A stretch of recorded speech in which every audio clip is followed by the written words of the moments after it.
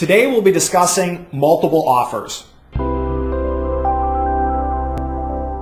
Hi, my name is Matt Barker and this is Brandon Hedges. We're with the Barker and Hedges group at RE/MAX Results. We'd like to thank you for watching our video blog.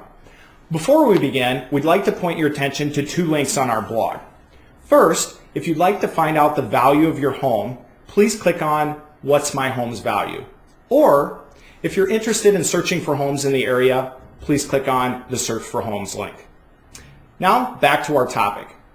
Since the Twin Cities real estate market is now in what is considered a seller's market, we're going to give our buyers some advice on how they can best compete in a multiple offer situation and how our sellers can achieve the best terms for the sale of their property.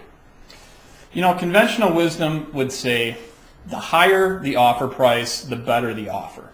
And for a lot of sellers, that is what it comes down to. More money in my pocket, that's the offer I'm going to choose. But that isn't always the case. There are other factors that go into a seller's decision on which offer to choose if they have 2, 3, 4 different offers to pick from.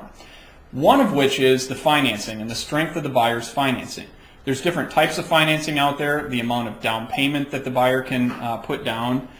Those are factors that a seller will consider in which offer to choose. Another part of the financing is using a local lender versus an online resource. That may give the seller or their agent an ability to call that lender and have a better comfort level with the fact that that buyer is going to follow through. So financing can be a big one. Another one that sellers will look at is closing date. As a buyer, if you have flexibility to close sooner or later, that can have a huge impact on a seller's decision because they may want the additional time or they may want to move on quickly, and having that flexibility may be just enough for your offer to get chosen over another one. And one of the other things that a seller typically looks at is the inspection time period.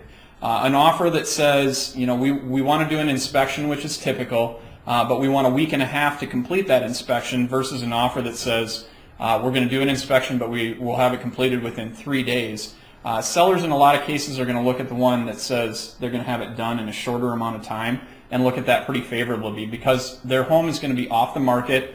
Other people aren't going to be able to purchase it typically during that time. So the less amount of time on that is typically the better. So price can make up for a lot of those factors, but it isn't always the number one thing that sellers look at. So keep those additional things in mind if you find yourself in a multiple offer situation as either a buyer or a seller. Really appreciate your time today watching our video blog. Make it a great day.